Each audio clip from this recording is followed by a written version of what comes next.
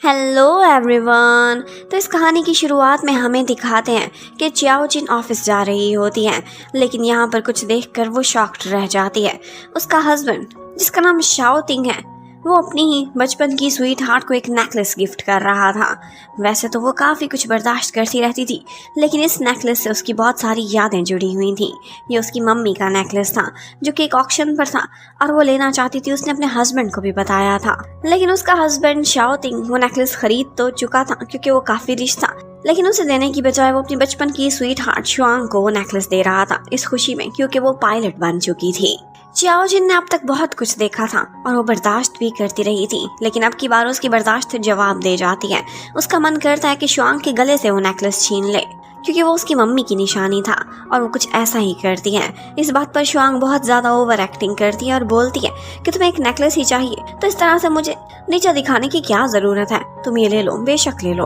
और इस बात पर शाओ तिंग को काफ़ी गुस्सा आता है। उसे ऐसा लगता है कि जैसे उसकी वाइफ कुछ ओवर ही रिएक्ट कर रही है। वो चियाओ चिन को डांटता भी है और कहता है कि तुम्हें बिहेव करना चाहिए, लेकिन चियाओ चिन यहाँ पर शुआंग को कहती है कि तुम हम दोनों हस्बैंड वाइफ के बीच में एक थर्ड व्हील बन रही हो। और फिर उसके बाद वो शाओ तिंग से कहने लगती है कि कल मैं अपने पेरेंट्स की एशेज लेने के लिए जा रही हूँ अब्रॉड में। उनकी डेथ हो गई थी और अब उनकी अस्थियां आ रही हैं, क्या तुम मेरे साथ चलोगे?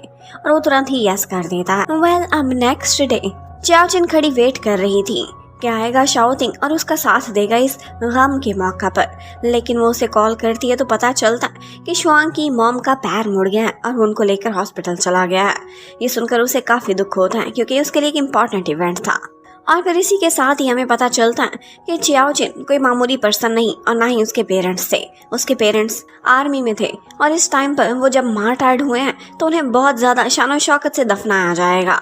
उसके डैड के एक फ्रेंड ऑफिसर आते हैं जो कि उसको उसके माँ बाप की अस्थियां देते हैं और साथ में ये भी कहते हैं कि अगर कभी भी तुम्हें हमारी हेल्प की ज़रूरत हो तो हमें ज़रूर बताना। यहाँ पर देखकर पता चलता है कि उसके मॉम डैड के पास बहुत ऑनर था और इसी वजह से उसे भी बहुत रिस्पेक्ट दी जाती है। चियाओ चिन भी नेशनल फोर्सेस एकेडमी से थी और वो वहाँ की बहुत ही ब्रिलियंट स्टूडेंट थी, लेकिन फिर उसने किसी रीज़न की वजह से इस सब पर गिव अप कर दिया था।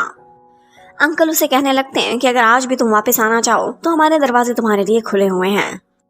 वेल, अब सैड सैड सी चियाओ चिन जैसे ही घर में वापस लौटती है तो आगे उसकी सास और उसकी ननद बैठी हुई थी और ये दोनों बहुत ही मीन थी।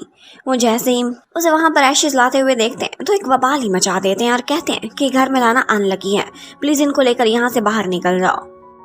लेकिन ये सुनते ही चियाओ चिन बहुत ज़्यादा सैड हो जाती है। वो कहती है कि मेरे मॉम डैड कैसे अनलकी हो सकते हैं, ये घर मेरा भी तो है। वो सोचती है कि शाओ तिंग मेरी साइड लेगा, लेकिन शाओ तिंग वो उसे बहुत रिस्पेक्ट से कहने लगता है, आई एम सॉरी, लेकिन मुझे अपनी मम्मी की ही साइड लेनी पड़ेगी। वो बिल्कुल ठीक कह रही हैं, वो ओल्ड हैं और इस टाइम पर पेशेंट भी हैं। अगर वो ऐसा कह ही रही हैं तो प्लीज़ तुम ये अस्थियाँ घर में ना ले आओ, कहीं बाहर से इनको ठिकाने लगा दो। यहाँ पर वो सोचने लगती है बेचारी कि हमारे 3 साल हो गए शादी को और यही दिन देखना रह गया था। आखिर ये घर मेरा भी तो है, मैंने भी इतनी मेहनत से बनाया है जैसे तुमने किया है। वो शाओ तिंग को कहती है कि मैंने तुम्हारे पेरेंट्स को बहुत इज्जत दी है, तुम्हारी मम्मी को इस शहर के बेस्ट आई सर्जन के पास लेकर जाती रही हूँ, उनके ऑपरेशन की, उनकी खिदमत की सारी जिम्मेदारी मैंने उठाई और आज तुम मेरे पेरेंट्स के साथ ये कर रहे हो। पर शाओ तिंग बहुत ही कमीना इंसान था, उसके कान पर जूं भी नहीं रेंगती। चियाओ चिन को पुराना टाइम याद आने लगता है जब वो स्पेशल फोर्सेस में थी, तो उसके बाद उसने इस सब पर गिव अप का फैसला किया था। अपनी 4 की फैमिली में वो सिर्फ एक ही बची थी और उसके बाद ये सब कुछ छोड़कर उसने शाओ तिंग से शादी कर ली थी, लेकिन उस शादी का ये अंजाम निकला था। शाओ तिंग के पास पहले कुछ भी नहीं था। चियाओ चिन ने अपनी मेहनत से उसके साथ मिलकर एक बिजनेस स्टार्ट किया था और दिन रात इकट्ठे उन लोगों ने काम किया और उस बिजनेस को इस ऊंचाई पर पहुंचा दिया कि आज गू शाओ तिंग बहुत रिच हो चुका है। अब वो आंखों में आंसू लिए चुपचाप उन अस्थियों को घर से लेकर चली जाती है। अब वो जाकर एक सेफ पॉइंट पर उन अस्थियों को रख देती है कि बाद में इनको दफना दिया जाएगा। यहाँ पर वो अपने मॉम डैड से वादा भी करती है कि मैं एक अच्छी लाइफ जीने की कोशिश करूँगी। और हमें ये भी पता चलता है कि उसके मॉम डैड तो मार्टायर हो गए, लेकिन उसका एक ब्रदर भी है जो कि अभी तक मिसिंग है। वो यही विश कर रही होती कि काश वो जिंदा हो और मुझसे मिले।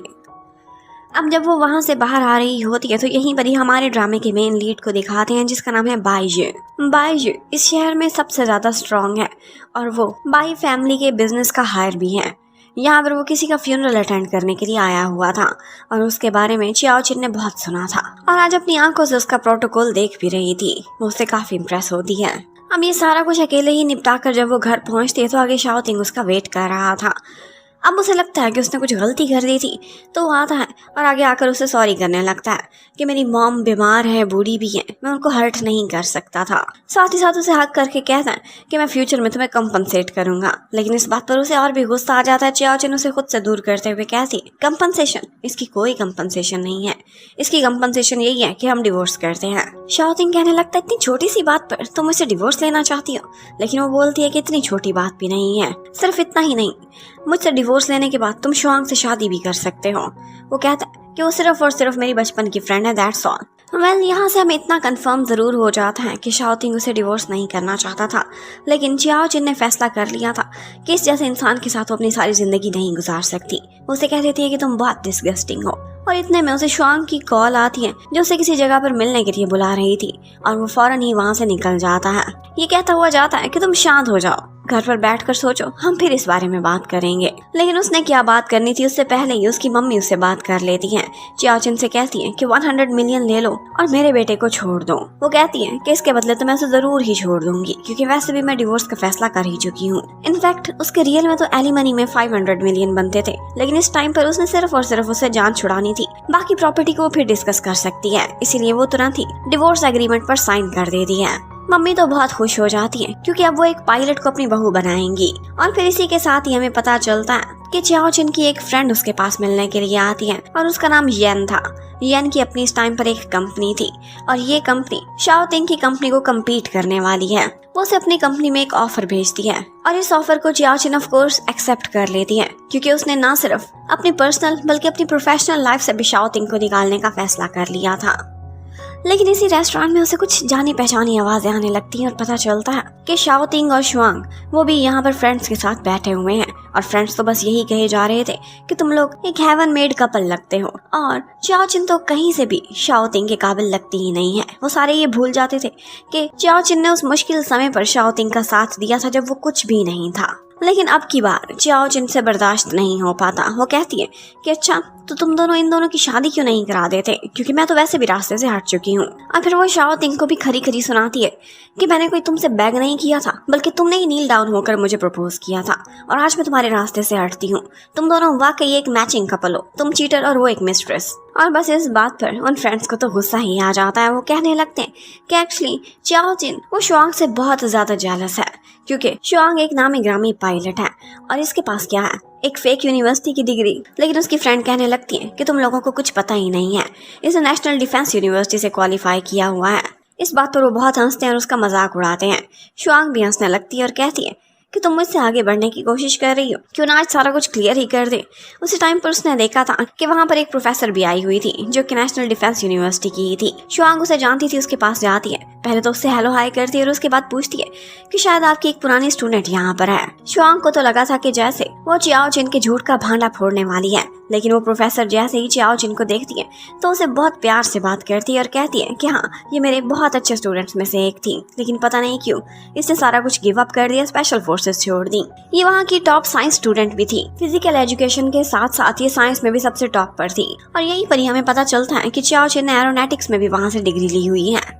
उसकी इतनी सारी क्वालिटीज सुनकर वो सारे लोग हैरान रह जाते हैं, और शाओटिंग को भी अपनी वाइफ की हिडन क्वालिटीज आज ही पता चली थी। वेल, इतने में वो प्रोफेसर तो साइड पर चली जाती है, लेकिन वो सारे लोग खड़े होकर बातें कर रहे थे। इतने में उस रेस्टोरेंट में कोई गन लेकर आ जाता है, और पहले तो वो हवा में फायरिंग करता है। यहाँ पर शाओटिंग बहुत डर जाता है, लेकिन इस डर में उसने शुआंग को अपने साथ छुपा लिया था उसे डिफेंड करने के लिए, जबकि चियाओचिन वो सामने ही नीचे गिरी पड़ी थी। इस पॉइंट पर चियाओचिन को बहुत अफसोस होता है। उसे आज क्लियर हो गया था कि मुश्किल के टाइम पर शाओटिन की प्रेफरेंस। और फिर हमें पता चलता है कि उस प्रोफेसर को मिलने के लिए वहाँ पर भाई जी आया हुआ था, और वो भाई जी का ही एक दुश्मन था जो उसे खत्म करने के लिए गन लेकर वहाँ पहुँचा हुआ होता है। पर भाई जी तो एक माफिया गैंगस्टर था, उसे इन चीजों से कोई फर्क नहीं पड़ता था। वो गन देखकर डरता नहीं है, बल्कि बहुत कॉन्फिडेंटली आगे बढ़ता है और उसे कहता है कि चलाओ गोली, मेरे सीने पे चलाना सीधी। और उसका इतना कॉन्फिडेंस देखकर वो शख्स जो बिल्कुल एक अनाड़ी था, उसके तो हाथ ही कांपने लगते हैं, और वो जाकर उसके हाथ से सीधा गन छीन लेता है और उसे बताता है कि किस तरह से गोली चलाई जाती है। इस टाइम पर जो मैं तुम्हारे साथ करने वाला हूँ, यही ठीक तरीका होता है गन पकड़ने का। लेकिन उसी टाइम पर भाई जी के पीछे कोई आ जाता है जो उस पर गन तान लेता है और उसे रोकता है। कहता है कि गन नीचे गिरा दो, और वो कोई और नहीं बल्कि हमारी फीमेल लीड थी। च्याओ जिन का ये अंदाज बाईजी को बहुत पसंद आता है। पहली दफा था कि कोई उससे डरा नहीं था, बल्कि उसने उस पर ही गन तान ली थी। वो मुड़कर बोलता है कि मुझे तुम्हारी बहादुरी ने काफी इम्प्रेस किया। और यही थी इन दोनों की पहली मुलाकात, जो कि बिल्कुल भी रोमांटिक नहीं थी, बल्कि वो दोनों ही एक दूसरे पर पिस्टल ताने खड़े हुए थे। लेकिन यहाँ पर बाईजी ने नोटिस कर लिया था कि कोई पिस्टल नहीं बल्कि एक लाइटर है, जिससे वो उसे डराने की कोशिश कर रही है। और इस बात पर उसे सारी स्टोरी और भी इंटरेस्टिंग लगने लगती है। वो हंसता हुआ वहाँ से पीछे मुड़ जाता है और कहता है कि मैं वैसे भी इसे खत्म नहीं करने वाला था। और फिर उसके बाद हमें दिखाते हैं कि यहाँ पर शाओ तिंग और चियाओ जिन की आपस में काफी लड़ाई होती है। चियाओ जिन उससे कहती है कि आज मुझे तुम्हारी प्रेफरेंसेस पता चल चुकी हैं। तुम जिसे प्रोटेक्ट करना चाहते हो उसे सारी जिंदगी के लिए प्रोटेक्ट करो। वैसे भी मैंने डिवोर्स एग्रीमेंट पर साइन कर दिए हैं। अब ये सारा कुछ बहुत ही जल्द सेटल हो जाएगा। लेकिन शाओ तिंग कहता है कि मैंने अभी तक उस एग्रीमेंट पर साइन नहीं किए और हम अभी तक हस्बैंड वाइफ ही हैं। मैं तुम्हें कंपनसेट करना चाहता हूँ। ठीक है, मैं तुम्हारे पेरेंट्स की अस्थियां लेने तुम्हारे साथ नहीं गया था, लेकिन अब जब उन्हें दफनाया जा रहा है तो उस फ्यूनरल पर मैं तुम्हारे साथ जरूर चलूंगा और उनसे जाकर माफी भी मांगूंगा। वो वाकई एक अपॉलॉजी तो डिजर्व करता ही था। तो चियाओ चिन कहती है कि ठीक है, तुम्हें वहां जाने के लिए मैं इजाजत देती हूँ, एक चांस और दे रही हूँ। लेकिन ये चांस सिर्फ वहां आने तक है, उसके पेरेंट्स से माफी मांगने तक, वरना डिवोर्स तो उनकी करा कर ही रहेगी। अब नेक्स्ट डे वो ऑफिस में जाती है और यहाँ पर उसने ये ऑफिस छोड़ने का फैसला कर लिया था, क्योंकि उसने येन की कंपनी में मूव होने के लिए यस कर दिया था। बहुत सारे लोग थे जो बहुत सैड हो जाते हैं और उन्होंने बहुत सारा अच्छा समय चियाओ जिन के साथ गुजारा था। वो कहते हैं कि आपके जाने के बाद ये प्रोजेक्ट कौन संभालेगा। वो बोलती है कि जिसको भी मेरा हस्बैंड हेड बनाएगा वो संभाल ही लेगा। और उसके बाद जाकर वो अपना रेजिग्नेशन शाओ तिंग को दे देती है। शाओ तिंग भी बहुत नखरे में था। उसे लगता था कि ये कंपनी उसने अपने बल पर खड़ी की है और इस टाइम पर जो भी पोजीशन पर चियाओ जिन थी वो कोई भी ले सकता है। वो अपनी सिस्टर जिया को कहता है कि मैनेजर की पोजीशन अब से तुम संभालोगी। वो कहती है ठीक है, इसमें कौन सी ऐसी बात है। और फिर वहाँ से जाने से पहले चियाओ जिन अपने सारे डॉक्यूमेंट्स और जो भी प्रोजेक्ट से रिलेटेड डिटेल्स थी उन्हें जिया के हवाले कर देती है। और जिया बहुत नखरे से कहती है कि तुम तो ऐसे शो करती थी कि जैसे बहुत काम कराती हो, ये तो कोई काम भी नहीं है। यहाँ पर उन दोनों की किसी बात पर लड़ाई भी होती है और जिया उस पर हाथ उठाने की भी कोशिश करती है, लेकिन चियाओ जिन उसका हाथ पकड़ लेती है और कहती है कि मैं शाओ तिंग की वजह से सारा कुछ बर्दाश्त कर रही थी, लेकिन अब नहीं। मेरा उससे रिश्ता खत्म हो रहा है तो मेरा तुम लोगों से रिश्ता कब का खत्म हो चुका। अब ऑफिस के बाहर येन उसे लेने के लिए आई हुई थी, जो कि उसे बहुत ज्यादा चेरिश करती थी और उससे कहती थी कि मेरी कंपनी में तुम्हारा वेलकम है। लेकिन ऐसी रिस्पेक्ट दिन रात मेहनत करने के बाद भी शाओ तिंग की कंपनी में उसे बिल्कुल भी नहीं मिली थी।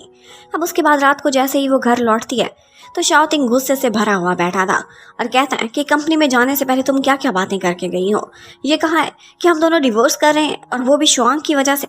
तुम उसकी रेपुटेशन क्यों खराब कर रही हो। वो एक पायलट है और एक बड़ी कंपनी में होने के लिए उसकी रेपुटेशन अच्छी होनी चाहिए। तुम्हें उसका कोई ख्याल नहीं। और वो भी आगे से उसे लड़ने लगती है कि अगर तुम्हें उसका इतना ख्याल है तो उसे अपनी लाइफ में ले आओ ना, मुझे डिवोर्स एग्रीमेंट पर साइन करके क्यों नहीं दे रहे। लेकिन वो कहता है कि तुम्हें सिर्फ और सिर्फ मिसअंडरस्टैंडिंग है, वो जस्ट मेरी फ्रेंड है, दैट्स ऑल। और मैंने जो वाउज शादी के टाइम पर तुमसे ली थी वो मुझे आज भी याद है, मैं उन्हें सारी जिंदगी निभाऊंगा।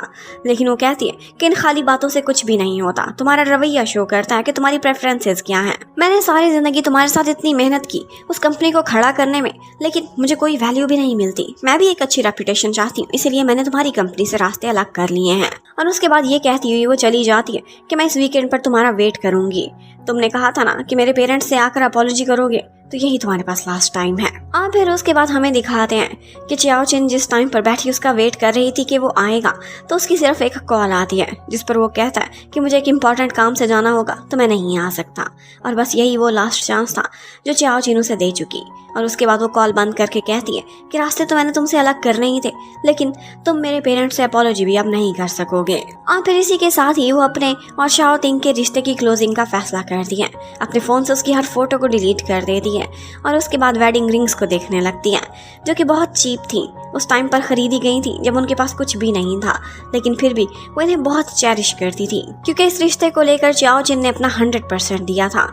लेकिन शाओ तिंग को इन चीजों की कोई भी वैल्यू नहीं थी। इतने में उसे अंकल की कॉल आती है और वो कहते हैं कि इस शहर के सबसे रिप्यूटेड ग्रेवयार्ड में मैंने तुम्हारे पेरेंट्स के बरियल के लिए जगह बना ली है और तुम भी वहाँ पर पहुँच जाओ। और हमें पता चलता है किसी स्पेशल इवेंट पर बाई जी भी आया हुआ है और वो भी किसी की ग्रेव पर आया हुआ था। कोई इम्पोर्टेंट पर्सन था जिसकी डेथ हुई थी और आज उसकी आखिरी रस्में भी यहाँ पर हो रही होती हैं।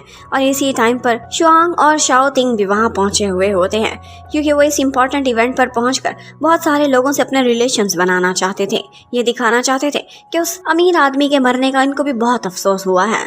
लेकिन वहीं पर ही वो लोग जब देखते हैं कि चियाओ चिन भी अपने पेरेंट्स की अस्थियां लेकर आ रही हैं तो वो हैरान ही रह जाते हैं। कहते हैं कि इस वीआईपी ग्रेवयार्ड में तुम्हारा क्या काम। और शुआंग तो उसे और भी नीचा दिखाती है और कहती है कि तुम्हारे पेरेंट्स कोई इंपॉर्टेंट पर्सन नहीं थे तो इनकी अस्थियां यहाँ पर लाकर क्यों तमाशा कर रही हो, ये लोग तुम्हें उठाकर बाहर फेंक देंगे। और बस इसी बात पर शाओ तिंग की और चियाओ चिन की आपस में लड़ाई होना स्टार्ट हो जाती है और उनकी आवाजें सुनते ही बाई जी भी वहां पहुंच जाता है। गुस्से से भरी हुई शुआंग उसके मॉम डैड की एशेस गिराने ही वाली थी कि बाई जी आकर उनको संभाल लेता है। बाई जी पिछली दफा भी चियाओ चिन से काफी इम्प्रेस हुआ था और अब शुआंग और शाओ तिंग उसके सामने तो ऑफ कोर्स कुछ भी नहीं बोल सकते थे क्योंकि उन्हें पता था कि अगर इससे अपने हालात खराब किए तो इस शहर में रहने की जगह नहीं मिलेगी। और फिर बाई जी के वहां आने की वजह से शुआंग और शाओ तिंग खामोश थे। वो चुपचाप उनके एशेस लेकर आगे बढ़ जाती है और फिर यहाँ पर हर कोई विटनेस बन चुका था। जिस तरह से चाओ चिन के पेरेंट्स को रिस्पेक्ट दी जा रही थी, वो मार्टायर्स थे इसलिए उनको वीआईपी करार दिया हुआ था। ये देखकर तो शाओ तिंग और शुआंग भी हैरान रह जाते हैं क्योंकि स्पेशल फोर्सेस की तरफ से इतनी अटेंशन और इतनी रिस्पेक्ट पहले उन्होंने किसी को देते हुए देखा नहीं था। और वैसे भी चाओ चिन को तो उन्होंने बहुत अंडर एस्टिमेट किया था। वो ये सारा कुछ देखकर हैरान रह जाते हैं और बस वो इतना घबरा गए थे कि तुरंत ही वहाँ से भागने की करते हैं। वो यहाँ पर किसी को अनहैप्पी नहीं करना चाहते थे। पहले उन्होंने तमाशा खड़ा किया था तो अब भाग जाते हैं कि कोई हमें फिर से देख ना ले। लेकिन इस पॉइंट पर बाई जी आकर चियाओ चिन के साथ खड़ा होता है उसकी सपोर्ट बनकर और उसके पेरेंट्स को बहुत ऑनर भी देता है। उसे पता चलता है कि उसके डैड एक सोल्जर थे और उसकी मॉम वो भी आर्मी में एक डॉक्टर हुआ करती थी और उन्होंने बहुत सारे लोगों की जान बचाई थी। इस टाइम पर कुछ पुराने सोल्जर्स भी वहाँ पर आए हुए थे और ये वो ऑफिसर्स थे जिसकी उसकी मम्मी ने जान बचाई थी। उसकी मम्मी बहुत काइंड थी और उनकी आज तक बहुत रिस्पेक्ट है। वो सारे लोग उसकी मम्मी के ऑनर के तौर पर उसे कोई ना कोई गिफ्ट भी दे और फिर बहुत ऑनर के साथ उनको दफना दिया जाता है। यहाँ पर बाई जी भी बहुत काइंड पर्सन लग रहा था जिसे इस चीज का अंदाजा था कि किसी को नीचा नहीं देखा जाता और वो भी चियाओ चिन और उसके पेरेंट्स को बहुत रिस्पेक्ट देता है। अब जब वो वहाँ से जा रही होती है तो भाई जी का ड्राइवर उसके पास आता है और कहता है कि बॉस आपको गाड़ी में बुला रहे हैं। वो बोलती है कि मैं टैक्सी ले लूंगी, लेकिन वो बार बार इसरार करते हैं तो उसे वहाँ पर बैठना ही पड़ता है। और यहीं पर ही बैठे हुए चूहों की तरह से दुबके हुए शुआंग और शाओ तिंग भी उसे बाई जी की गाड़ी में बैठते हुए देख लेते हैं। बाई जी के पास रोल्स रॉयस थी। वो लोग तो उसकी शान देख कर ही हैरान थे। बाई जी उसे गाड़ी में बिठाता है और उसके बाद उसे एक रुमाल देता है और चाहता था कि शुआंग से लड़ाई के बीच उसे जो चोटें लगी हैं वो साफ कर ले, लेकिन उसका तो रुमाल भी इतना महंगा होने वाला था। वो कहती है कि इससे तो ये गंदा हो जाएगा। वो बोलता है कि फिर कोई बात नहीं, अगर नेक्स्ट टाइम हम मिले तो तुम मुझे वापस लौटा देना। इसी बहाने वो उससे एक और मुलाकात करना चाहता था और फिर उसके बाद वो उसे उसके घर तक ड्रॉप करा देता है। जाते हुए बस खामोशी से उसे देख रहा था, लेकिन इतना अंदाजा जरूर हो चुका था कि भाई जी को किसी से लव एट फर्स्ट साइट हो गया है और वो कोई और नहीं बल्कि यही गर्ल है। अब एक दिन चियाओ चिन को कॉल आती है अपनी मम्मी की तरफ से और अपनी सिस्टर इन लॉ की तरफ से भी, जो उसे यही कह रही थी कि हम हॉस्पिटल में बैठे हुए हैं, मम्मी की अपॉइंटमेंट मिल ही नहीं रही, तुम किस डॉक्टर को दिखाती थी और इतनी आसानी से कैसे दिखा लेती थी, आज भी आ जाओ। लेकिन वो उनका नंबर ही ब्लॉक कर देती है और कहती है कि मेरा तुम लोगों से कोई वास्ता नहीं।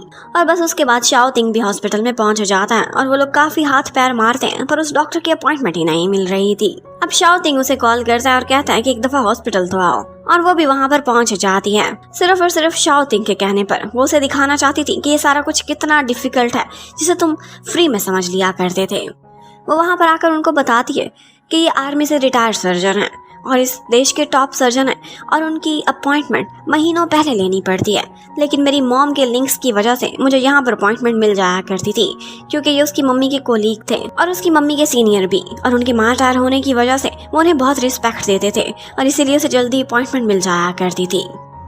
लेकिन उसकी इस बातों पर मम्मी को बिल्कुल भी विश्वास नहीं हो रहा था। वो उससे लड़ाई करने लगती हैं और इतने में शोर शराबे की आवाज़ सुनकर वो डॉक्टर खुद भी बाहर आ जाता है उसका नाम सर्जन फैंग था और उसे देखते ही मम्मी कहने लगती है कि मेरी बहू ये तो बहुत नालायक होती जा रही है। आपको याद है ना, मेरे साथ आपकी तरफ आया करती थी, अब इससे हम रिश्ता तोड़ रहे हैं और मेरी एक पायलट बहू है, अब वो मेरे साथ आया करेगी। ये सुनते ही डॉक्टर फैंग को तो गुस्सा आ जाता है। वो कहते हैं इसका मतलब है चियाओ चिन से आप लोगों का अब कोई रिश्ता नहीं रहेगा, तो दफा हो जाओ यहाँ से, मेरी अपॉइंटमेंट मिलनी नामुमकिन है। अब ये सुनते ही मम्मी की तो शक्ल देखने वाली थी और उसके बाद डॉक्टर फैंग बहुत प्यार से चियाओ चिन को अपने साथ कमरे में लेकर चले जाते हैं। वो तीनों भी पीछे घुसना चाहते थे लेकिन उनके मुंह पर दरवाजा दे मारा गया था। अंदर जाकर अंकल फैंग उससे कहने लगते हैं कि क्या तुम वाकई डिवोर्स कर रही हो? बहुत अच्छा फैसला है, ये फैमिली तुम्हारे काबिल नहीं है। तुमने इनकी इतनी सेवा की, अपनी इस सास के आगे पीछे घूमती थी, उनकी इतनी केयर करती थी और इसका ये सिला दे रहे हैं तुम्हें। बेटा, जिस रिश्ते में रिस्पेक्ट नहीं हो उस रिश्ते को खत्म कर ही देना बेहतर होता है। और फिर उसके बाद नेक्स्ट डे चियाओ चिन नई कंपनी में अपनी फर्स्ट डे एंट्री करती है। यहाँ पर सारे लोग उसे बहुत ज्यादा वार्म वेलकम करते हैं और यहीं पर ही खड़े हुए उसे जिया की कॉल आती है जो उससे कहती है कि मैं तुम्हें एक रिपोर्ट भेज रही हूँ, इसे एनालिसिस करके मुझे वापस सेंड करो। लेकिन वो भी उसे साफ साफ कह देती है कि मेरी जूती भी नहीं सेंड करेगी, जो काम करना है अब तुम खुद ही करोगी। जबकि उधर शाओ तिंग को भी अपनी बहन की वैल्यू का अंदाजा हो जाता है। पहले ही दिन उसने बहुत कुछ गड़बड़ कर दिया था और बहुत से प्रोजेक्ट्स उसको समझ भी नहीं आ रहे थे। वो उससे कहता है कि तुम इतने दिनों से ऑफिस में आती थी, तुम करती क्या थी? क्या तुम इतना सब नहीं संभाल सकती जो इतने सालों से चियाओ चिन संभाल रही थी? एक तरफ तो उसकी सिस्टर ने उसे परेशान किया हुआ था और दूसरी तरफ मम्मी उसे कॉल करती है और उसे कहती है कि मुझे डॉक्टर फैंग की अपॉइंटमेंट दिलाओ। वो कहता है मैंने बहुत कोशिश की है लेकिन वो डॉक्टर फैंग आपको चेक नहीं करना चाहते, आप किसी और आई सर्जन को दिखा लें। लेकिन मम्मी की भी जिद बन चुकी थी चियाओ चिन की वजह से। वो कहती है कि मैं चेकअप कराऊंगी तो उसी डॉक्टर को। अब उसे दोनों तरफ से रगड़ा लग रहा था और उस बेचारे को तो दिन में तारे नजर आने शुरू हो जाते हैं। अब सिर्फ इतना ही काफी नहीं था कि उसका असिस्टेंट आता है और उसे बताता है कि हमारे इन्वेस्टर ने हमारे साथ इन्वेस्टमेंट से इनकार कर दिया है और इस वक्त कंपनी में कैश फ्लो का भी इशू चल रहा है। उनके पास इन्वेस्टमेंट ना होने की वजह से बहुत से प्रोजेक्ट भी हाथ से निकल सकते हैं। वो बोलता है कि इन्वेस्टमेंट की डील तो उनसे पक्की हो चुकी थी, लेकिन असिस्टेंट बताता है कि वो डील जुबानी थी और ये वर्बल एग्रीमेंट उन्होंने चियाओ चिन के साथ किया था। वो कहते हैं कि अब वो यहाँ पर नहीं है, तो अगर वो हेड नहीं है तो हम इस कंपनी के साथ काम नहीं करेंगे। अब जब वो चली गई थी तो शायद शाओ तिंग को उसकी वैल्यू का अंदाजा हो जाए कि उसने कितना कुछ संभाला हुआ था। और बहुत से लोग ऐसे ही होते हैं कि जिनके जाने के बाद ही अंदाजा होता है कि उनकी क्या वैल्यू थी। तो अब शाओ तिंग उसे वापस कॉल करके बुलाता है और कहता है कि कंपनी में कुछ इश्यूज हैं जो कि जाने से पहले तुम्हें हैंडल कर लेने चाहिए थे।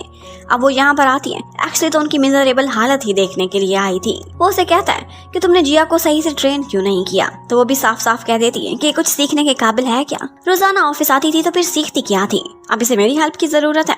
तुम लोग तो कह रहे थे कि मैं किसी काबिल नहीं हूँ। अब यहाँ पर जिया तो उस पर कीचड़ उछालना शुरू कर देती है। जब उसे सही से आर्ग्यूमेंट्स देने नहीं आ रहे थे तो वो ये कहने लगती है कि उस इन्वेस्टर से लगता है कि इसने अपने रिलेशंस बनाए हुए थे, इसीलिए जैसे ही वो जा रही है तो वो हमारी कंपनी के साथ काम नहीं कर रहे। अब वो उसके कैरेक्टर पर कीचड़ उछाल रही थी। इसी टाइम पर चियाओ चिन कहती है कि मैं कुछ भी बर्दाश्त कर सकती हूँ लेकिन ये नहीं। और शाओ तिंग भी जिया को खामोश कराता है और कहता है इस तरह की बिलो द बेल्ट बातें करने से तुम्हें शर्म आनी चाहिए।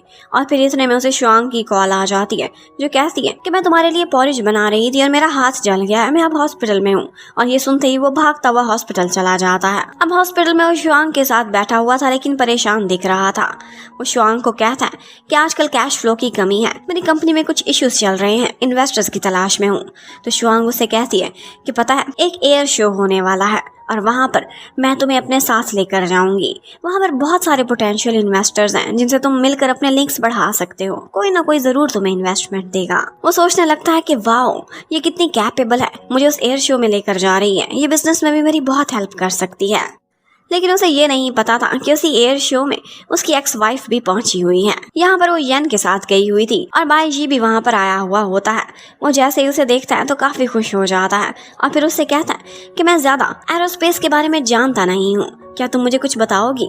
और वो उसे ब्रीफ करने लगती हैं। ये उसकी फील्ड थी जिसमें उसे बहुत इंटरेस्ट था। वो उसे बहुत सारी चीजें विजिट कराती है और उनकी डिटेल्स बताती है।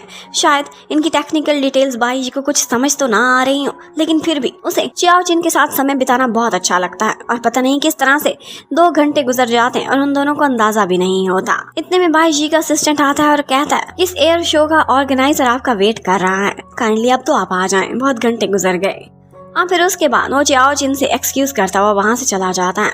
और चियाओ चिन को भी लगता है कि जैसे यही वो पर्सन है जिसके साथ 2 घंटे गुजरने का पता नहीं चला, शायद पूरी जिंदगी गुजारने का तो बिल्कुल भी पता नहीं चलेगा।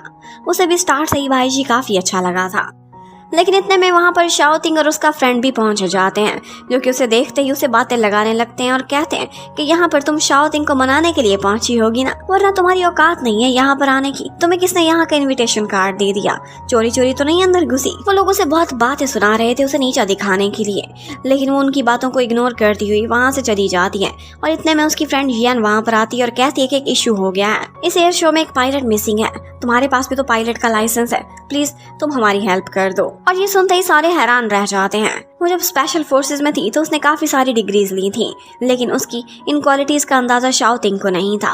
वो सोचने लगता है कि ये सारा कुछ वो इसलिए कर रही है क्योंकि वो एक नाटक कर रही है, शुआंग के बराबर खुद को दिखाना चाहती है। वो जाते हुए से रोकता है और कहता है कि माना तुम शुआंग से जेलस हो, लेकिन इस हद तक तो ना जाओ ना, इतना बड़ा झूठ के पैर नहीं होते, तुम पकड़ी जाओगी। लेकिन वो चुपचाप वहाँ से निकल जाती है। और उसके बाद जियान उन लोगों को बताती है कि इसने ना सिर्फ एरोनॉटिक्स में डिग्री ली है, बल्कि ये एक क्वालिफाइड पायलट भी है, और जिस शुआंग को तुम इतना कुछ समझते थे ये उससे क्वालिफिकेशन में कई गुना आगे है। लेकिन डिफरेंस सिर्फ इतना है कि ये बहुत हम्बल है, इसने क्वालिटीज अपनी कभी शो ऑफ नहीं की, और तुम्हें हीरे की परख ही नहीं थी। और फिर उसके बाद उन लोगों को फिर भी विश्वास नहीं होता जब तक वो अपनी आंखों से उसे जहाज उड़ाते हुए नहीं देखते। अब ये देखते हैं उनको तो दिन में तारे ही नजर आ जाते हैं। उन्होंने सोचा भी नहीं था कि चियाओ चिन इतनी कैपेबल होगी। और तो और जल्दी पर तेल छिड़कने का काम यन करती है, जो एंड टाइम पर शाओटिंग को कॉल करती है और कहती है कि अच्छे से आंखें खोल के फाड़ के देख लो, ये तुम्हारी एक्स वाइफ है जो कि ये प्लेन उड़ा रही है, और जो तुमने खो दिया अब ये तुम्हें कभी भी नहीं मिलने वाला। और इसके साथ ही हमें ये भी पता चलता है कि बाईजी उस मीटिंग को हेड कर रहा होता है। वो वहाँ का सबसे बड़ा इन्वेस्टर और सबसे पावरफुल पर्सन था। यहाँ पर चियाओ चिन की फील्ड के लोग उसे मिलते हैं तो उसे पता चलता है कि चियाओ चिन कितनी कैपेबल है, तो उसे तो अपनी पसंद पर और भी गर्व होने लगता है। पहले उसे ये गर्ल इंटरेस्टिंग लगती थी, लेकिन अब उसे लगने लगता है कि ये बहुत कैपेबल है, और अगर मेरा कोई बेस्ट मैच हो सकता है तो वो इसी तरह की। इतने में अपना काम खत्म करके जैसे ही चियाओ चिन वहाँ पर आती है तो शुआंग भी पहुँच जाती है, और शुआंग उसे इस हालत में देखकर कहती है कि तुम क्या पायलट का फोटोशूट करा रही थी यहाँ पर। वो और जिया उसे बहुत नीचा दिखाते हैं, और फिर जैसे ही उन्हें पता चलता है कि वाकई एक पायलट की डिग्री रखती है तो वो तो हैरान ही रह जाते हैं। लेकिन फिर शुआंग उससे कहने लगती है कि छोटे मोटे लाइसेंस तो कोई भी ले सकता है, लेकिन मेरी तरह से इतनी रिप्यूटेड एयरलाइन में मैं पायलट हूँ, ये मेरी बराबरी कभी भी नहीं कर सकती। और साथ ही साथ अपनी कुछ स्किल्स भी बताने लगती है। लेकिन ये बात तो शाओटिंग और उसका फ्रेंड अपनी आंखों से ऑब्जर्व कर चुके थे कि जो स्किल्स शुआंग अपनी बता रही है उससे भी कई गुना अच्छी स्किल्स यहाँ पर अब एयर शो में चियाओ चिन ने परफॉर्म भी करके दिखाई हैं। वो शुआंग से कहते हैं कि बस एक दफा तुम खामोशी हो जाओ, अपनी इज्जत अपने हाथ में बेहतर रहेगी। इन सारे कामों में शाओटिंग इतना बिजी था उसे ये भी नहीं पता था कि आज चियाओ चिन की बर्थडे है और उसकी बेस्टी को याद थी। येन उसे जाते जाते एक ब्रेसलेट का गिफ्ट देती है जो कि बहुत एक्सपेंसिव था। वो उससे कहती है कि मुझे आज एक इम्पोर्टेंट काम है, तुम्हारे साथ डिनर नहीं कर सकूंगी, आई एम सॉरी, बट तुम्हें बर्थडे की विश जरूर देकर जा रही हूँ। वो कहती है डोंट वरी, तुम जाओ, मैं टैक्सी लेकर चली जाऊंगी। लेकिन टैक्सी की उसे क्या जरूरत पड़नी थी। यहाँ पर एक रोल्स रॉयस की टैक्सी उसके लिए पहुंच जाती है जिसमें बाईजी बैठा हुआ था, और वो उसे कहता है कि मैं तुम्हें लिफ्ट देता हूँ, जहाँ जाना है मैं तुम्हें छोड़ दूंगा। वो पहले थोड़ी सी रिलक्टेंट थी, लेकिन उसके बाद उसकी गाड़ी में बैठ जाती है। उसकी कार बहुत लग्जरी थी और वो बहुत अमीर पर्सन था, लेकिन उसकी सोच उसके एम्पायर से भी बड़ी थी। उसने कभी भी किसी को नीचा नहीं देखा था। यहाँ पर एक दफा घड़ी को झटका लगता है और चियाओ चिन आकर लैंडिंग करती है सीधी बाईजी की गोद में। वो इस पॉइंट पर काफी एम्बैरस होती है क्योंकि अभी तक उसकी डिवोर्स तो फाइनल हुई नहीं थी, और इसी बात की वजह से बाईजी भी उसे अपने दिल का हाल अभी नहीं बता सकता था। वो भी इंतजार कर रहा था कि कब तक इसकी डिवोर्स बिल्कुल फाइनल हो जाएगी और ये एक सिंगल हो जाएगी लीगली भी। यहाँ पर वो उसे एक एंटीक बुक दिखाता है और उसे कहता है कि क्या तुम ये मेरे लिए रीड कर सकती हो। उसने देखा था कि वहाँ पर एक ऑक्शन भी था और उस बुक में चियाओ चिन काफी इंटरेस्टेड दिखाई दे रही थी। इस बुक की कीमत बहुत ज्यादा थी, 10 मिलियन US$, और ऑफ कोर्स चियाओ चिन तो ये अफोर्ड कर नहीं सकती थी, लेकिन उसका इंटरेस्ट देकर भाईजी ने ये खरीद ली थी। वो उसे इस बुक के बारे में बताने लगती है। भाईजी उससे कहने लगता है कि तुम बहुत कैपेबल हो और मैंने सुना है कि आज तुम्हारी बर्थडे भी है, तो क्यों ना हम दोनों इकट्ठे डिनर भी कर लें। वो उसे ना तो करती है, लेकिन फिर भी उसे अपने साथ डिनर करने ले जाता है। कहता है कि तुमने अकेले भी करना है तो क्यों ना तुम मेरे साथ ही कर लो, वैसे भी मैंने सुना है कि तुम पोटेंशियली सिंगल ही हो। अब वो जिस रेस्टोरेंट में जाती है तो यहाँ पर रेस्ट रूम के बाहर वो किसी को बातें करते हुए सुन लेती हैं और वो लोग इशारों इशारों में बात कर रहे थे, लेकिन उनके क्या सिग्नल्स थे उनके थ्रू चियाओचिन को ये अंदाजा हो जाता है कि इस वक्त इस रेस्टोरेंट में एक बॉम्ब है। वो तुरंत ही जाकर रिसेप्शन पर बताती है कि यहाँ पर बहुत खतरा है, लोगों को इवैक्यूएट करो, और उनको वहां से इवैक्यूएट कराने के बाद वो जाकर देखती है बाई जी को। तो इस टाइम पर वो किसी से फाइट करने के बाद खुद को तो डिफेंड कर चुका था, लेकिन उसकी काफी ज्यादा ब्लीडिंग हो रही थी, वो जख्मी हो चुका था। एक्चुअली ये उसी के ही दुश्मन थे जो उसे नुकसान पहुंचाना चाहते थे। उन्होंने वहां पर बॉम्ब भी इंस्टॉल कराया था और उसके साथ साथ भाई जी पर अटैक भी कर दिया था। जब चियाओचिन उसे इस हालत में देखती है तो हैरान रह जाती है। वो उससे कहता है कि तुम थोड़ी सी लेट आई हो, मैंने अपना डिफेंस खुद ही कर लिया है। वो उसे वहां से लेकर जा रही होती है, कितने में उनके टकराने से एक वास गिर जाती है और उसमें से एक बॉम्ब निकलता है। वो उससे बोलती है कि तुम यहाँ से बाहर चले जाओ क्योंकि मैं इसे डिफ्यूज करने लगी हूँ, लेकिन मैं श्योर नहीं हूँ, मेरी जान भी जा सकती है, तुम यहाँ से प्लीज चले जाओ।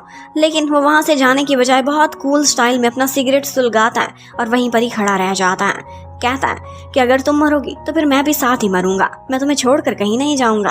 और फिर उसके बाद हमें दिखाते हैं कि जैसे ही वो उस बॉम्ब को डिफ्यूज करती है और लास्ट सेकंड आता है, वहाँ पर बाई जी अपनी बॉडी से उसे कवर कर लेता है। वो उसे डिफेंड करना चाहता था, उसे प्रोटेक्ट करना चाहता था। ये देख कर तो चियाओचिन हैरान रह जाती है। ऐसे मुश्किल मोमेंट में अपने भी साथ छोड़ दिया करते थे, और वैसे भी शाओटिंग तो थोड़ी सी मुसीबत देखता था तो उसे साइड पर धक्का दे दिया करता था। उसे उसमें और बाईजी में बहुत फर्क दिखाई दिया। उसने सोचा कि फर्स्ट पर्सन है जो कि मुझे प्रोटेक्ट करने के लिए अपनी बलि देने को तैयार हो गया था। और फिर उसके बाद उससे कहता है कि तुम्हारे कपड़े खराब हो चुके हैं, मेरा घर यहाँ पर करीब ही है, तुम आओ और चेंज कर लो। अब वो अपना ड्रेस चेंज करके जैसे ही नीचे आती है तो देखती है कि वो अपने आप को पट्टी बांध रहा था। वो उसे कहती है कि मैं तुम्हारी ड्रेसिंग में हेल्प कर देती हूँ, और उसके बाद उसे ड्रेसिंग करने लगती है। और फिर साथ ही उससे कहती है कि आपने मेरे लिए इतना महंगा ड्रेस मंगवाया है, मैं ये ज़रूर वापस कर दूंगी। लेकिन वो कहता है कि तुमने मेरी जान बचाई, वहाँ पर बॉम्ब डिफ्यूज़ किया, तो क्या इसके बदले मैं तुम्हें एक ड्रेस भी नहीं गिफ्ट में दे सकता, प्लीज़ ये रख लो। और फिर उसके बाद वो वहाँ से जाने लगती है। लेकिन यहाँ पर आगे उसका ड्राइवर खड़ा हुआ था जो उसे कहता है कि बॉस ने कहा है कि आपको घर तक ड्रॉप कर दूं। वो बोलती है कि आप लोगों को मैं बॉदर नहीं करना चाहती, मैं टैक्सी ले लूंगी। लेकिन उसका असिस्टेंट भी बहुत चालाक था। वो कहने लगता है कि आप इसी को ही टैक्सी समझ लें, और वो तो बस हैरान ही रह जाती है। उसने सोचा नहीं था कि कभी इतनी महंगी टैक्सी में भी बैठेगी। अब वो जैसे ही घर पहुंचती है तो असिस्टेंट उसे कुछ देता है, और ये वही एंटीक बुक थी। वो बोलता है कि बॉस ने कहा है कि आपको दे दूं, क्योंकि उन्हें इन चीज़ों में कोई इंटरेस्ट नहीं, ना ही इनकी समझ आती है, आपके लिए ये बहुत वैल्यूएबल होगी। लेकिन वो बोलती है कि मैं इतना महंगा गिफ्ट एक्सेप्ट नहीं कर सकती। तो असिस्टेंट कहता है ठीक है, फिर मैं इसे फेंक देता हूँ, बॉस ने बोला था कि अगर आप ना लें तो इसे डस्टबिन में फेंक कर आऊं। अब ये सुनते ही चियाओचिन तुरंत ही वो बुक एक्सेप्ट कर लेती है। लेकिन यहाँ पर खड़े हुए जिया ने उसकी चोरी चोरी फोटोज बना ली थी, और उसके बाद वो शाओटिंग को भी बुलाती है और मम्मी को भी बुलाती है, बहुत तमाशा खड़ा करती है और कहती है कि भाई ये की गाड़ी में आ रही थी और उसके असिस्टेंट ने इसे बहुत महंगा गिफ्ट भी दिया है। और वो बुक जैसे ही गिफ्ट के तौर पर शाओटिंग देखता है तो हैरान ही रह जाता है। उसके औकात से तो ये बाहर की चीज थी, वो इस तरह के पैसे इन छोटी छोटी चीजों पर खर्च नहीं कर सकता था। वो बोलती है कि मेरा भाई जी से कोई गलत रिलेशन नहीं है, मैंने उसकी हेल्प की थी और उसके बदले उसने मुझे ये गिफ्ट में दे दी है। बाकी अगर आप लोगों को कंफर्म करना है तो मैं अभी भाई जी को कॉल कर देती हूँ और आप खुद ही उससे पूछ लें कि मेरा उससे क्या रिलेशन है। लेकिन ऐसा करने से तो शाओटिंग उसे रोक लेता है और मन ही मन में सोचने लगता है कि भाई जी को ऑफेंड करना मैं अफोर्ड नहीं कर सकता। अगर उसे किसी बात पर गुस्सा आ गया तो बस मेरी कंपनी की तो वो बैंड ही बजा कर रख देगा। अब इस एंटीक बुक में भाई जी ने अपना कार्ड भी रखा हुआ था, और वो उसके थ्रू उसका नंबर देख लेती है और उसके बाद उसे मैसेज करके थैंक्स करती है। कहती है कि गिफ्ट बहुत ही स्पेशल था मेरे लिए, और जब मैं ये रीड कर लूंगी तो जरूर आपको वापस कर लूंगी, क्योंकि इतनी एक्सपेंसिव चीज मैं अपने पास नहीं रख सकती। उसने उसे मैसेज किया। भाई जी तो इसी बात पर बहुत खुश नजर आ रहा था। अब इसी तरह से थोड़े दिन बीत चुके थे। एक दिन येन चियाओचिन को अपने साथ एक मीटिंग पर लेकर जाती है और कहती है कि हमें अपनी कंपनी के लिए एक इन्वेस्टर मिल गया है। और फिर जैसे ही वो सरप्राइज इन्वेस्टर से मिलती है तो पता चलता है कि ये तो कोई और नहीं बल्कि भाई जी ही है। भाई जी उनकी कंपनी में काफी इंटरेस्टेड था, लेकिन इनफैक्ट अगर ये कहा जाए कि कंपनी नहीं बल्कि चियाओचिन में बहुत इंटरेस्टेड था तो ये भी गलत नहीं होगा। और उसके बाद तुरंत ही वो उनके साथ कोलैबोरेशन के एग्रीमेंट पर साइन कर देता है। ये देखकर येन तो बहुत खुश हुई थी, और साथ ही साथ यहाँ पर बाई जी ने चियाओचिन की बहुत तारीफ भी की थी और कहा था कि मैं सारी जिंदगी इसका शुक्रगुजार रहूंगा क्योंकि ये मेरी लाइफ सेवर है। येन बाई जी के ये अंदाज को देखकर काफी इम्प्रेस होती है, और चियाओचिन जिसकी पहले कोई कदर नहीं करता था अब उसकी वैल्यू बहुत बढ़ चुकी थी। स्पेशली बाई जी, वो तो उसे बहुत रिस्पेक्ट देता था। जबकि उधर शाओटिंग के पैरों तले से जमीन ही निकल जाती है जब उसे पता चलता है कि चियाओचिन की नई कंपनी ने बाई जी की कंपनी के साथ एग्रीमेंट साइन कर लिया। बाई जी उनका इन्वेस्टर बन चुका है। यही वो सारा कुछ था जो वो खुद के लिए अचीव करना चाहता था, लेकिन उसे मिल नहीं सका था। शाओटिंग भी बहुत चालाक था। उसने एक नेकलेस खरीदा था बहुत ही एक्सपेंसिव, जो वैसे तो उसने शुआंग को देना था, लेकिन सोचने लगता है कि क्यों ना आज इसका यूज़ किया जाए। और उसके बाद वो चियाओ चिन को कॉल करता है, मिलने के लिए बुलाता है। वो आती है तो उसके सामने इतना नाइस बन रहा था, उससे बार बार अपोलोजाइज करता है कि मैं तुम्हारी बर्थडे भूल गया और मैं तुम्हारे लिए कंपनसेशन के तौर पर ये एक्सपेंसिव सा गिफ्ट लेकर आया हूँ। उसे वो नेकलेस भी दिखाता है। वो भी बहुत अरसे से उसे जानती थी और उससे पूछने लगती है कि चीज़ें इतनी भी सिंपल नहीं है, तुमने सिर्फ ये नेकलेस देने के लिए मुझे नहीं बुलाया। वो उससे कहता है कि डिवोर्स एग्रीमेंट पर तुमने तो साइन किया लेकिन मैंने अभी नहीं किए। मैं अभी भी तुम्हें अपनी वाइफ ही मानता हूँ और मैं तुमसे दोबारा कह रहा हूँ कि तुम मेरी कंपनी में वापस आ जाओ। तुम्हारी फ्रेंड येन की कंपनी है वो, लेकिन एक फ्रेंड इतना अच्छा नहीं हो सकता जैसे एक हस्बैंड हो सकता है। तो वो भी आगे से उसे जवाब देती है कि तुम्हारे लिए भी तो शुआंग एक वाइफ से भी ज्यादा अच्छी है, इसलिए हमारा हिसाब बराबर होता है। मैं तुम्हारी कंपनी में कभी भी लौट के वापस नहीं आऊंगी। वो पहले उसे प्यार से समझाने की कोशिश कर रहा था, लेकिन अब उसे धमकाने लगता है और कहता है कि शायद तुम भूल गई हो, तुमने मेरे साथ नॉन कम्पीट एग्रीमेंट पर साइन किया हुआ है और मैं तुम्हें सू कर दूंगा और उसके बाद तुम इस इंडस्ट्री से ही बैन हो जाओगी। लेकिन इन बातों से चियाओ चिन को कोई फर्क नहीं पड़ता था। वो उसे कहती है कि अपना नेकलेस भी अपने पास रखो और जो बन पड़ता है वो कर लो। अब शाओ तिंग गुस्से से पागल होकर अपने असिस्टेंट को कहता है कि मेरे पास वो एग्रीमेंट लेकर आओ जो कि नॉन कम्पीट का मेरे साथ चियाओ चिन ने साइन किया था। वो कहता है कि सर, मैंने लॉयर से बात कर ली है, वो एग्रीमेंट काम नहीं करेगा, आप उसे सू नहीं कर सकते क्योंकि आपने उसे अपना बिजनेस पार्टनर कभी बनाया ही नहीं था। इसलिए सिर्फ बिजनेस पार्टनर के साथ ही उस एग्रीमेंट की कोई वैल्यू हो सकती है, वो नल एंड वॉइड है। अब ये सुनते ही शाओ तिंग तो हैरान ही रह जाता है। उसने उसे ब्लैकमेल करने का फैसला किया था, वो भी नहीं कर पाएगा। जबकि उधर चियाओ चिन जब काम कर रही थी तो येन उसके पास आती है एक बहुत ही प्यारा सा ड्रेस लेकर और उससे कहती है कि हम लोग इकट्ठे एक पार्टी में जा रहे हैं, वहाँ पर काफी सारे इन्वेस्टर्स होंगे, मैं तुम्हें फील्ड में प्रॉपरली इंट्रोड्यूस भी कराऊंगी, इसलिए इस पार्टी में तुम्हारा सुंदर दिखना बहुत जरूरी है। वो उससे बोलती है कि मैं ऐसे इवेंट्स में पार्टीज में जाना पसंद नहीं करती, आई एम सॉरी, लेकिन येन की इतनी जिद थी कि वो उसे कहती है तुम्हें वहां पर जाना पड़ेगा और जरूर ही जाना हो। जबकि उधर शाओ तिंग के पास शुआंग आती है और उसे उसी पार्टी का इनविटेशन कार्ड देती है और कहती है कि मैंने यहाँ पर हम दोनों के जाने का अरेंजमेंट कर लिया है, वहां पर बहुत सारे इन्वेस्टर्स हैं और तुम्हें कोई ना कोई इन्वेस्टमेंट जरूर मिल जाएगी, आई एम 100% श्योर। और ये सुनते ही शाओ तिंग बहुत इंप्रेस हो जाता है। उसकी मम्मी, उसकी सिस्टर सारे यही कहते थे कि शुआंग बहुत इंप्रेसिव है और उसे भी यही लगने लगता है कि शुआंग वाकई इंप्रेसिव है। इस जगह का मुझे कार्ड ला कर देती है जहाँ का मैंने सोचा भी नहीं होता। जबकि चियाओ चिन वो तो बस लकी साबित हो गई है। उधर हमें दिखाते हैं कि जब चियाओ चिन रेडी होकर आती है तो वो बहुत ही सुंदर दिख रही थी और उसकी फ्रेंड येन भी उसकी काफी तारीफ करती है। इतने में वो लोग देखते हैं तो वहाँ पर शुआंग के साथ शाओ तिंग भी पहुंचा हुआ था। जैसे ही शाओ तिंग उसे देखता है तो कहता है कि तुमने इतना रिवीलिंग ड्रेस क्यों पहना हुआ है, आओ अभी मेरे साथ, मेरी गाड़ी में एक शर्ट पड़ी हुई है वो पहन लो, इस तरह का ड्रेस तुम नहीं पहन सकती। लेकिन वो उसे बोल देती है कि अब तुम्हें किसी चीज का कोई भी अधिकार नहीं, अगर तुमने अपना अधिकार चलाना है तो शुआंग पे क्यों नहीं चलाते, इसने भी तो रिवीलिंग ड्रेस पहना हुआ है। लेकिन यहाँ पर शाओ तिंग चियाओ चिन से लड़ाई करने ही वाला था कि बाई जी यहाँ पहुंच जाता है और आकर चियाओ चिन को प्रोटेक्ट करता है और उससे कहता है कि अगर किसी ने भी यहाँ पर चियाओ चिन से लड़ाई करने की कोशिश की तो मैं उसे पार्टी से बाहर निकाल दूंगा क्योंकि ये मेरी एक ऑनरेबल गेस्ट है। और साथ ही वो शुआंग को भी वार्निंग दे देता है कि अगर तुमने आइंदा इस लड़की को हाथ लगाने की कोशिश की तो मैं तुम्हें उस जगह पर जाकर मारूंगा कि तुम्हें पानी भी नहीं मिलेगा। और फिर उसके बाद वो उसे अपने साथ लेता हुआ पार्टी में चला जाता है। वो दोनों इकट्ठे काफी अच्छे लग रहे थे। उन्हें देख देख कर शुआंग बहुत जेलस हो रही थी और शाओ तिंग को भड़का रही थी कि मुझे नहीं लगता कि बिजनेस पार्टनर्स हैं, मुझे तो इनको देखकर ऐसे लग रहा है कि जैसे ये एक कपल हैं। और शाओ तिंग सोचने लगता है कि बाई जी इतना पावरफुल पर्सन, उसे चियाओ चिन से प्यार नहीं हो सकता, नहीं नहीं, ये तो एक मामूली सी लड़की है। उसकी ब्रेन वॉशिंग सारे लोगों ने मिलकर ऐसे की हुई थी कि उसे चियाओ चिन की वैल्यू का अभी तक भी अंदाजा नहीं हुआ था। इतने में शाओ तिंग अंदर चला जाता है और शुआंग किसी बहाने से बाहर रुक जाती है। यहाँ पर उसने मम्मी को और जिया को भी बुलाया हुआ था। वो उनसे कहती है किसी होटल में मैंने एक रूम बुक कराया हुआ है, आप लोग ऊपर जाकर बैठ जाएं और प्लानिंग को एग्जीक्यूट करने का टाइम हो चुका है। बस ये याद रखना कि आप लोगों ने चियाओ चिन की बहुत सारी फोटोज बनानी है उसे बदनाम करने के लिए। उधर पार्टी में जैसे ही चियाओ चिन एंट्री करती है बाई जी के साथ तो सारे लोग उन दोनों को इकट्ठे देखते ही रह जाते हैं। वो इकट्ठे बहुत अच्छे लग रहे थे और हर कोई आकर बाई जी से यही कहता है कि हमने पहली दफा आपके साथ किसी फीमेल को देखा है, आप उसे पार्टी में लेकर आए हैं, ये आपके लिए बहुत स्पेशल होगी। और बाई जी ऑफ कोर्स यस कर देता है, लेकिन यहीं पर ही चियाओ चिन शर्मा जाता है। इतने में उसे एक कॉल आती है और वो बाहर जाकर सुनती है और मम्मी उसे कह रही थी कि मैं भी इसी होटल में हूँ जहाँ पर तुम इस टाइम पर आई हुई हो। रूम नंबर उसे बताती हैं और कहती है कि एक दफ़ा ऊपर आ जाओ, मैंने तुम्हारे साथ डिवोर्स को लेकर कुछ डिस्कस करना है। मेरा बेटा डिवोर्स एग्रीमेंट पर साइन नहीं कर रहा, मैं साइन दिलाऊंगी, मेरे साथ आकर कुछ एलिमनी को डिस्कस कर लो। और इसी बात पर वो उसे बहलाकर अपने पास बुलाना चाहती थी, लेकिन चियाओ चिन भी बहुत चालाक हो चुकी। उसे पता चल जाता है कि यकीनन उसके लिए कोई ट्रैप बिछाया गया है और वो भी बहुत डेंजरस किस्म का। मम्मी काफी देर वेट करती रहती हैं और फिर उसके बाद चियाओ चिन वहां पर एंट्री करती है। वो दूर खड़ी होकर देख रही थी। वो उसी रूम में एंटर हो जाती है जहाँ पर मम्मी ने उसे कहा था और वो कहने लगती है कि बस अब इसका काम तमाम। और फिर जाकर वो थोड़ी देर बाद उस कमरे में देखती हैं तो 2 मैन भी खड़े हुए थे जो कि उन्होंने खुद हायर किए थे और उसके साथ साथ चियाओ चिन वो बेड पर बेहोश होकर लेटी हुई थी। उन्होंने वहाँ पर कुछ स्मोक छोड़ा हुआ था जिसके बाद उस पर असर होगा, वो हॉट भी हो जाएगी और साथ ही साथ वो बेहोश भी हो गई थी। यहाँ पर मम्मी उन बॉयज के साथ डिस्कस करने लगती हैं, कहती हैं कि तुम लोगों ने इसके साथ कुछ फोटोज बनवानी है जिसके बाद इसकी कोई रिस्पेक्ट नहीं रहेगी। शाओ तिंग तो क्या, बाई जी भी इसे नहीं बुलाएगा और इसे कहीं पर काम करने की जगह भी नहीं मिलेगी। हम इससे ऐसा बदला लेंगे। लेकिन इतने में चियाओ चिन की आंख खुल जाती है।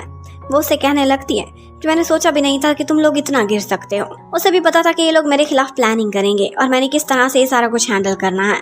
वो तुरंत ही पहले शाओ तिंग को कॉल करती है, उसे एक लास्ट चांस दे रही थी, लेकिन वो उसकी कॉल नहीं उठाता क्योंकि शुआंग ने उसे उठाने ही नहीं दी थी। वो सोचती है कि मैंने इसे बार बार एक चांस दिया लेकिन ये डिजर्व भी नहीं करता था। और फिर इसी के साथ ही हमें पता चलता है कि एक्चुअली चियाओ चिन ने सारी प्लानिंग की हुई है। उसने अपने सामने जाते ही एक कैमरा इंस्टॉल कर दिया था और इसकी सारी रिकॉर्डिंग नीचे पार्टी के इवेंट में चल रही होती है। ये लाइव कवरेज उसने अपने फ्रेंड के साथ मिलकर वहां चलवा दी थी और सारे लोग उन लोगों का असल रूप भी देख लेते हैं कि किस तरह से ये लोग चियाओ चिन को ट्रैप कर रहे हैं और किस तरह से उसकी सास और उसकी सिस्टर इन लॉ खड़े होकर उसे इतनी इतनी बातें लगा रहे हैं। उसकी रेपुटेशन को वो डिस्ट्रॉय करना चाहते हैं। ये सारा कुछ देखकर हर कोई हैरान रह जाता है। भाई जी का असिस्टेंट उसके पास आता है और कहता है कि सारा कुछ चल रहा है, क्यों ना हम मैम को रेस्क्यू करने के लिए पहुंचे। लेकिन बाई जी कहता है कि तुमने क्या सोचा था कि मेरी पसंद कोई कमजोर लड़की होगी? नहीं, वो बहुत स्ट्रांग है, वही सारा कुछ देख लेना खुद ही हैंडल कर लेगी।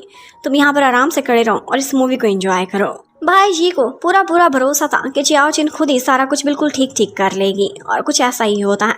वो जानबूझकर उनसे कुछ ऐसी बातें पूछती है जिसके बाद मम्मी और सिस्टर इन लॉ का असल चेहरा सारी दुनिया के सामने आ जाता है कि किस तरह से वो इसे इतने साल अब्यूज भी करती रही हैं। अब उसकी रेपुटेशन को खाक में मिलाकर अपने बेटे की एक और जगह शादी कराना चाहती हैं। जैसे ही शाओ तिंग ये सारा कुछ देखता है तो जिया को कॉल मिलाता है, लेकिन वो सामने वीडियो में देख रहा था कि जिया ने उसकी कॉल काट दी है।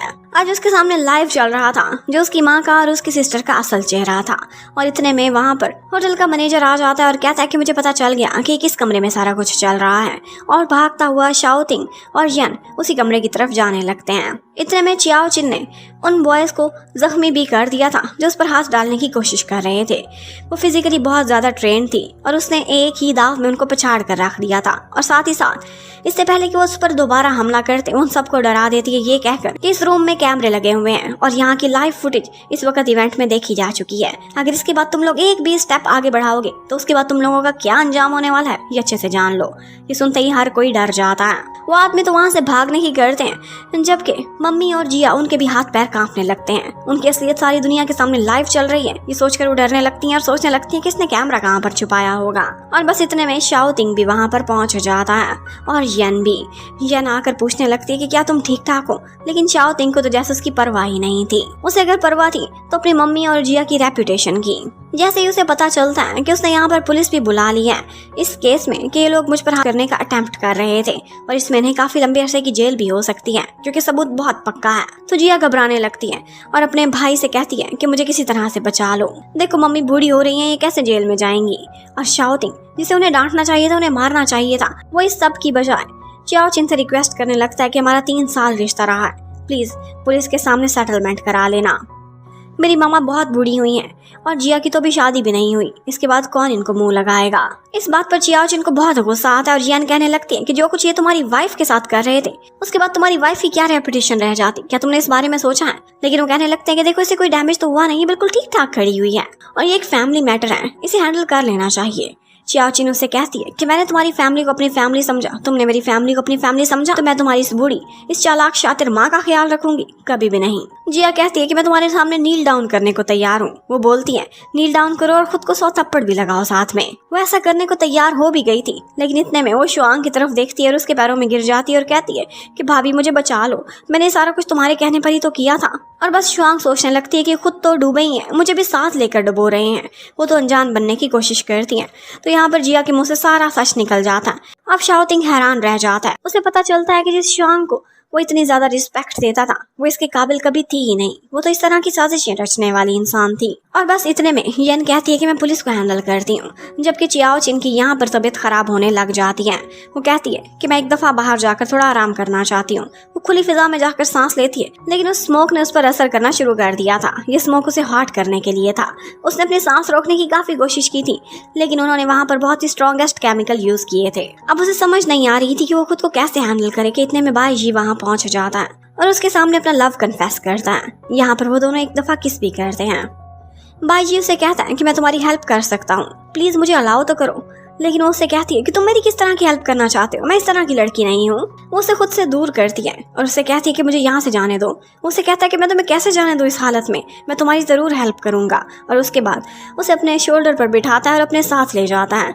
और बस चियाओ चिन रोती ही रह जाती है, बहुत शोर मचाती है कि मुझे तुम्हारी इस तरह की कोई हेल्प नहीं चाहिए। और उसके बाद हमें नेक्स्ट सीन में दिखाते हैं कि चियाओ चिन बेड पर लेटी हुई थी और वो एक हॉस्पिटल बेड था जहाँ पर वो उसे रेस्क्यू करने के लिए लेकर आया था। और उसने हॉस्पिटल से उसको काम डाउन कराने के लिए एक ड्रिप लगवा ली थी।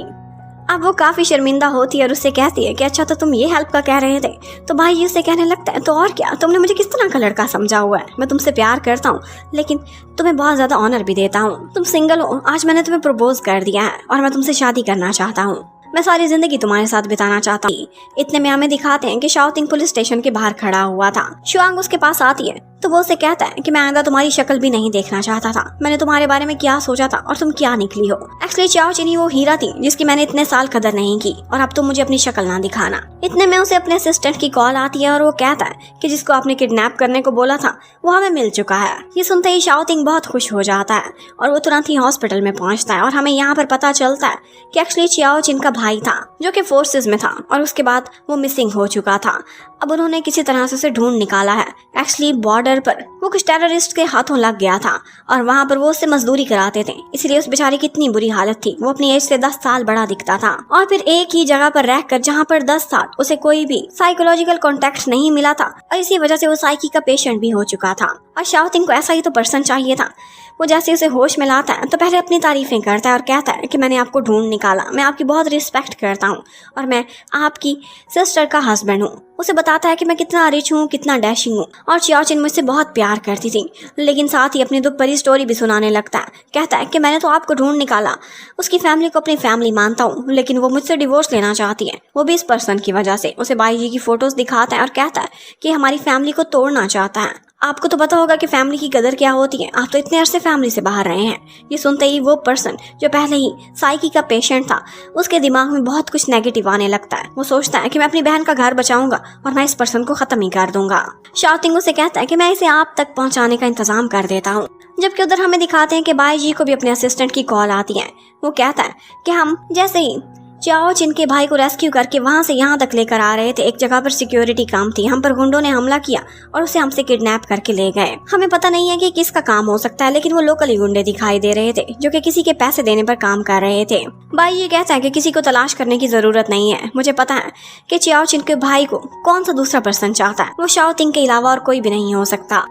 अब उसका प्रपोजल चियाओ चिन ने भी एक्सेप्ट कर लिया था और यहाँ पर वो उसे कैरी करता हुआ हॉस्पिटल से बाहर लेकर जा रहा होता है कि यहीं पर ही भैया भी पहुंच जाता है और वो उन दोनों को इस तरह से इकट्ठे देखता है तो उसे बहुत गुस्सा आता है। उसे लगता है कि शाओटिंग की हर बात सच थी। वो उनका खामोशी से पीछा करता रहता है और वो बस मुनासिब टाइम की तलाश में था कि जब उसे मौका मिले वो बाईजी को खत्म कर दे। अब एक दफा वो देखता है तो बाईजी अकेला था उस टाइम पर चियाओ चिन के साथ। जब भी चियाओ चिन उसके साथ होती थी तो अपना प्राइवेट टाइम बिताने के लिए वो अपने बॉडीगार्ड्स को इधर उधर भेज दिया करता था और बस ऐसे ही मौके की तलाश थी ब्रदर को भी। वो देखता है जैसे ही बाईजी को तो उस पर अटैक कर देता है, लेकिन ये खंजर बाईजी को ज्यादा डीप नहीं लगा था, उसके दिल के करीब नहीं पहुंचा था। वो इस खंजर को बाहर निकालता है। वो बहुत बहादुर था, इस तरह की बहुत सी चोटें उसे पहले भी लगी हुई थी। वो ये खंजर अपने हाथ में पकड़ लेता है और उससे कहता है कि तुम मुझे खत्म करना चाहते थे। उसकी पर्सनैलिटी इतनी रोब वाली होती थी, वो जब किसी से डरता नहीं था तो उसका ओपोनेंट हमेशा उसे डर जाया करता था और वो तो वैसे ही बेचारा पेशेंट था। वो उसके हाथ में खंजर देखता है तो कांपने लगता है, लेकिन यहाँ पर उसके हाथ पर एक टैटू देखती है तो चियाओ चिन उसे पहचान लेती है और उससे कहती है कि तो मेरा अपना भाई है, प्लीज रुक जाओ, इसे कुछ ना कहना। और बाईजी भी एक दफा डर जाता है, वो तो बस इस पर हमला करने ही वाला था, थैंक्स गॉड उसने नहीं किया। और फिर इतने में वो बहन भाई जैसे ही बात कर रहे होते हैं, बाईजी की ब्लीडिंग थोड़ी ज्यादा हो जाती है और उसके बाद वो कोलैप्स कर जाता है। वो उसे हॉस्पिटल लेकर जा तो डॉक्टर कहता है कि थैंक्स गॉड इसके किसी वाइटल ऑर्गन को खंजर ने नहीं छुआ था और इसको बस आप वाइप कर देना, लेकिन इस जख्म को गीला नहीं होने देना। और साथ ही साथ वो चियाओ चिन को उसकी वाइफ कह रहा था। इस बात पर चियाओ चिन काफी शर्माती और बाईजी तो बहुत खुश हो जाता है। वो बोलता है कि मुझे पानी पीना है। चियाओ चिन उसे गिलास पकड़ाना चाहती थी, लेकिन वो कहता है मुझे कमजोरी हो रही है, मैं गिलास नहीं पकड़ सकता। वो चियाओ चिन के हाथ से पानी पीना चाहता था। इतने में वो थोड़ा सा पानी अपनी शर्ट पर गिरा देता है और फिर उसके बाद उसे शर्ट भी उतारनी पड़ती है। अब चियाओ चिन उसकी बॉडी को वाइप करती है। ये सारा कुछ वो एंजॉय कर रहा था। वो उसे अपनी वाइफ बनाना चाहता था और बस उसके साथ थोड़ी बहुत शरारतें करना वो जारी रखता है। इतने में उसका भैया भी वहाँ पर आ जाता है। वो आते ही बाईजी से सॉरी करता है और कहता है कि मुझे सारा कुछ चियाओ चिन ने बता दिया, रियलिटी क्या है। उसे जैसे ही पता चलता है कि शाओ तिंग ने उसे मैनिपुलेट किया था और एक्चुअली वो डिवोर्स के ही काबिल है। उसने उसकी सिस्टर की कभी इज्जत नहीं की और ना ही उसे प्यार दिया है। तो वो सोचने लगता है कि मैं कितना पागल हूँ, मैं उसके हाथों यूज होने वाला था। लेकिन बाईजी उसे यहाँ पर माफ कर देता है और कहता है कि आपकी सिस्टर मेरे लिए बहुत इंपॉर्टेंट है और इसीलिए मैं आपको माफ करता हूँ और उन लोगों का क्या करना है ये आप मुझ पर छोड़ दें। और उसके बाद नेक्स्ट सीन में हमें दिखाते हैं कि बाईजी अपने हाथ में चाकू लिए बैठा है और उसके सामने सारे लोग नील डाउन करके बैठे कांप रहे होते हैं। वो शाओ तिंग से कहता है कि मुझे जिंदा देखकर तुम सैड हो गए हो ना, मुझे बताओ मुझे मारना क्यों चाहते थे। शाओ तिंग उसे सच सच बता देता है। कहता है कि मुझे अब चियाओ चिन की कदर हुई है, मैं उसे डिवोर्स कभी भी देना नहीं चाहता था और ये सिर्फ आपकी वजह से मुझसे डिवोर्स ले रही थी। मुझे लगा था कि आप खत्म हो जाएंगे, मैं उसे बहलाकर किसी तरह से अपने पास वापस ले आऊंगा। और फिर उसके बाद नील डाउन होकर शाओ तिंग चियाओ चिन से भी माफी मांगता है, उसके पैर पकड़ता है, लेकिन उसका दिल बिल्कुल भी मेल्ट नहीं होता। वो कहती है कि बहुत देर हो चुकी, अब मेरी लाइफ में सिर्फ एक ही पर्सन है और वो बाईजी है। वैसे भी अब तुम मेरे हस्बैंड नहीं रहे, बेशक तुमने डिवोर्स एग्रीमेंट पर साइन नहीं किया था, लेकिन कोर्ट की टाइमिंग्स के अकॉर्डिंग अब टाइम अप हो चुका है, मेरी वैसे भी तुमसे डिवोर्स हो चुकी है। और इसके बाद वो बाईजी का थैंक्स करती है कि इन लोगों ने हमेशा मुझे एक टिश्यू पेपर की तरह से यूज करके साइड पर फेंक दिया था, लेकिन आप हैं जिन्होंने मुझे रियल में रिस्पेक्ट दी और आज मैं आपका प्रपोजल एक्सेप्ट करती हूँ। और वो उसे शादी के लिए यस कर देती है। और फिर उसके बाद हमें नेक्स्ट सीन में दिखाते हैं कि वो सारे लोग चियाओ चिन के पेरेंट्स की कब्र पर जाते हैं और उसके सामने वो उनको बताते हैं कि हम लोग हमेशा एक हैप्पी फैमिली की तरह से रहेंगे। और इसके साथ ही चियाओ चिन उनसे बाईजी का इंट्रोडक्शन भी कराती है। कहती है कि एक दफा पहले भी यहाँ पर आया था, लेकिन आज आपको ऑफिशियली अनाउंस कर देती हूँ कि अब मेरा हस्बैंड बन चुका है, हमने अपनी मैरिज रजिस्टर करा ली है और मैं इसके साथ बहुत। फाइनली इतना कुछ सहने के बाद चियाओ चिन को अपनी लाइफ में ट्रू लव मिल चुका था, जो उसे लव के साथ साथ रिस्पेक्ट भी देता था। और इसी के साथ इस कहानी की हैप्पी एंडिंग हो जाती है। Thank you for watching, bye bye.